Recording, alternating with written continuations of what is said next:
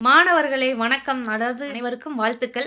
அடுத்து உங்களோட வாழ்க்கையோட புது பயணம் ஆரம்பிக்குது. பள்ளி படிப்ப முடிச்சுட்டு, அடுத்து நீங்க வந்து உங்க கனவுகளுக்கான நோக்கிய ஒரு பயணத்த அ அதாவது ஸ்டார்ட் பண்ண போறீங்க. அதுல என்னென்ன கோர்சஸ் படிக்கிறது அப்படின்னு நெறைய பேருக்கு வந்து டவுட்ஸ் இருக்கும். ஸ்பெசிஃபிக்கா இன்ஜினியரிங்ல எகெயின் கேட்டுக்கிட்டே இருக்கீங்க கேள்வி. அவங்களுக்கான கேள்வி தான். இன்ஜினியரிங்ல என்ன கோர்ஸ் எடுக்கலாம்? ஏஐ, டேட்டா சயன்ஸ் எடுக்கலாமா? இல்ல நார்மல் சிஎஸ், கம்ப்யூட்டர் சயன்ஸ் எடுக்கலாமா? இல்ல ஈசி, ட்ரிபிள் இ எடுக்கலாமா? அப்படின்னு கேட்டா, நான் உங்களுக்கு சொல்றேன். ஒரு ஏஐ டேட்டா சயன்ஸ் கண்டிப்பா ஆப்பர்ச்சுனிட்டி இருக்குங்க.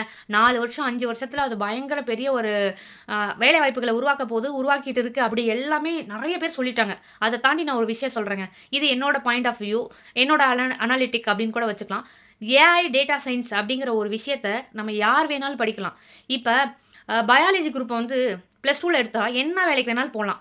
ஸோ சிஎஸ் சைடும் போலாம், மெடிக்கல் சைடும் போலாம், டீச்சிங் எல்லா இதுக்கும் போகலாம். அந்த மாரி தான் நம்ம இசிஇ, ட்ரிபிள் இலாம் எடுத்தா, இத படிச்சுட்டு ஏஐ, டேட்டா சயன்ஸ்லாம் ஒரு சைடு 3 இயரோ, ஃபைனல் இயர் படிக்கும்போதோ, ஜஸ்ட் 2 கோர்ஸ் 3 மாசம் 3 மாசம் 3 மாதம் 3 மாதம்னு 2 கோர்ஸ் பண்ணீங்கனாலே ஏஐ முடிச்சுருங்க.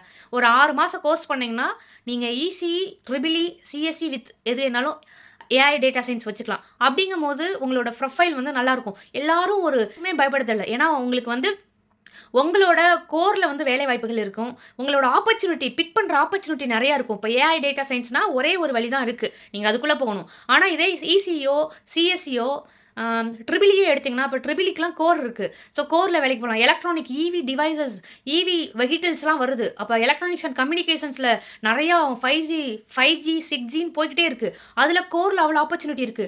நீங்க இங்க வந்து கோர்க்கு போறதுன்னா போலாம். இல்லன்னா இங்க கம்ப்யூட்டர் சயன்ஸ், புரோகிராமிங் படிப்பீங்க. அதே மாரி ஏஐ டேட்டா சயன்ஸுமே படிக்கிறீங்க. அப்போ உங்களுக்கு ஆப்பர்ச்சுனிட்டி எவ்வளோ இருக்குன்னு பாருங்க. இதே ஒரு ஏஐ டேட்டா சயன்ஸ நீங்க முழுசா படிக்கிறதுக்கும், ஒரு ஈசி, ட்ரிபிள் இ முடிச்சுட்டு ஒரு சர்டிஃபிகேஷன் முடிக்கிறதுக்கும் எவ்வளோ வித்தியாசம். உங்களுக்கு ஆப்பர்ச்சுனிட்டி நீங்க ஃபைனல் இயர் படிக்கும்போது எந்த ஆஃபர் எடுத்துட்டு நம்ம போலாம் அப்படின்னு நீங்க பிக் பண்ணணும். அந்த அளவுக்கு ஆப்பர்ச்சுனிட்டி வந்து எப்போதுமே இருக்கிற இந்த ஃபார்மல் கோர்சஸ்ல தான் நான் இருக்குன்னு சொல்வேன் என்னைய பொறுத்தவரையும்.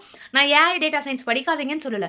ஆப்பர்ச்சுனிட்டிய நீங்க கிரியேட் பண்ணிக்கங்க. உங்களோட வேலை வாய்ப்புகள் வந்து ஒவ்வொரு அதாவது டிமாண்ட் மாறும். இப்போ ஒரு 4 இயர்ஸ், 5 இயர்ஸ்ல ஆட்சி மாறுற மாரி ஃபீல்டு மாறும். அந்த ஃபீல்டு மாறும்போது நம்ம ஒரு ஸ்டேபிளா நமக்கு எப்போதுமே ஒரு வேலை கிடைக்கணும்னா, இந்த மாரி கோர்சஸ் இந்த மாரி ஈசி, ட்ரிபிள் இ எடுத்துக்கிட்டீங்கன்னா, ஸோ உங்களுக்கு சீட்ஸ் கிடைக்கிறதுலயே இஷ்யூ கிடையாது. இப்ப எல்லாருக்கும் இருக்க ஒரு பெரிய மாயை என்னன்னா, AI it's a big deal அப்படின்னு சொல்லிட்டு ஏஐ போறாங்க, டேட்டா சயன்ஸ் போறாங்க, சைபர் செக்யூரிட்டி போறாங்க.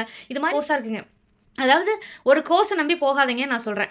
இப்ப நான் சொன்ன இந்த கோர்சஸ்லாம் எல்லாமே எல்லா டிபார்ட்மெண்ட் பேப்பர்ஸுமே படிப்பீங்க. உங்களுக்கு வந்து கோர் சைடும், ஐடி சைடும், ஏஐ சைடும் ஒரு ஆப்பர்ச்சுனிட்டி கிடைக்கும். ஸோ, அதனால நெறைய பேர் வந்து கேட்டுட்டு இருந்த கேள்விக்கான பதில், கண்டிப்பா நீங்க தாராளமா இசிஇ எடுக்கலாம். தாராளமா ட்ரிபிள் இ எடுக்கலாம். யோசிச்சு பாருங்க. இன்னும் கொஞ்ச நாள் கழிச்சு பெட்ரோல் காரே இருக்காது. இவி வெஹிக்கிள் தான் சொல்றாங்க. அப்ப ட்ரிபிள் இல எவ்ளோ வேக்கன்சி வரும்னு யோசிச்சு பாருங்க. அதே மாரி கம்யூனிகேஷன்ல இங்க ஜப்பான், சைனா எல்லாமே 5Gலாம் நம்ம தாண்டி வந்துட்டோம். அடுத்து 6G, 7G, 10G வரையும் போய்க்கிட்டே இருக்கு. அப்ப கம்யூனிகேஷன்ல எவ்ளோ சிக்னல்ஸ் அண்ட் சிஸ்டம்ஸ்ல எவ்ளோ ஆப்பர்ச்சுனிட்டி இருக்கும் அப்படின்னு பாருங்க. ஸோ நம்ம வந்து எங்க பல்க்கா ஆப்பர்ச்சுனிட்டி இருக்கோ, அங்க போம்போது நம்ம சேஃப் ஜோனா இருப்போம். வெளியில முடிச்சுட்டு வரும்போது, நம்ம எந்த சைடு போறோங்கிறத நம்ம டிசைட் பண்ணிக்கலாம். ஸோ, அதனால வந்து ஏஐ, டேட்டா சயன்ஸ் தான் நான் போவேன். போகணும் எனக்கு கிடைக்கல அப்படின்னு வருத்தப்படாதீங்க. சொல்றேன். ஸோ, நீங்க ட்ரிபிள் இ, ஈசிலாம் எடுக்கலாம். இன்னைக்குமே அதெல்லாம் ஒரு பீக்ல இருக்க எப்போதும் அதெல்லாம் எவர்கிரீன் கோர்சஸ். அத எடுக்கிறது தயக்கம் இல்லாம எடுக்கலாம். ஸோ, நெறைய பேரண்ட்ஸ் வந்து ஐடி, பிடெக் ஐடி, ஏஐ இல்லன்னா சைபர் செக்யூரிட்டி தான் எடுக்கணும். அது கிடைக்கலன்னா நீ என்ன பண்றது? அப்படின்னு நெறைய பேரு, நெறைய ஸ்டூடெண்ட்டுமே சரி, நெறைய பேரண்ட்டுமே ரொம்ப குழம்பி போய் இருக்கீங்க. ஸோ எது வேணாலும் படிக்கலாங்க. ஏஐ, டேட்டா சயன்ஸ், சைபர் செக்யூரிட்டிலாம் ஜஸ்ட் லைக் தட்ங்கிற மாரி ஒரு 2 கோர்ஸ முடிச்சா, அத அந்த சாப்டர கவர் பண்ணிடலாம். நீங்க இன்ஜினியரிங் படிக்கும்போது சிவிலோ, இசிஇயோ, ட்ரிபிள் இயோ எது உங்களுக்கு விருப்பமான நார்மல் அதாவது எவர்கிரீன் கோர்சஸ் இருக்கோ, அத எடுத்துட்டு படிங்க. உங்களுக்கு ஏஐல சீட்டு கிடைக்கல, சைபர் செக்யூரிட்டில சீட்டு கிடைக்கலன்னு வருத்தப்படாதீங்க. ஈவன் அந்த கோர்சஸ கம்பேர் பண்ணும்போது, இந்த கோர்சஸோட அதாவது பிரைஸுமே கம்மியா தான் இருக்கும். நீங்க ஈஸியா இத எடுத்துட்டு நெறைய ஆப்பர்ச்சுனிட்டி இருக்கு. ட்ரிபிள் இ, ஈசிலலாம். ஸோ நீங்க பிக் பண்ணுங்க. பிக் பண்ணிட்டு உங்களுக்கான அதாவது ஜாப் ஆப்பர்ச்சுனிட்டி வந்து நெறையவே உங்களுக்கு நெறைய பாத் இருக்கு. அதனால தான் நான் இத உங்களுக்கு சொல்றேன். ஸோ இன்ஜினியரிங்ல வேற இதே மாரி பிஇ அக்ரி இருக்கு. நீங்க எது வேணுமானாலும் ஜாயின் பண்ணலாம். ஸோ உங்களுக்கு கோர்ஸ்ல எதாவது டவுட்ஸ்ன்னு சொன்னாலும் மறக்காம கமெண்ட் பண்ணுங்க. நான் உங்களுக்கு தெரிஞ்சத சொல்றேன். தெரியாதத தெரிஞ்சுக்கிட்ட சொல்றேன். நன்றி.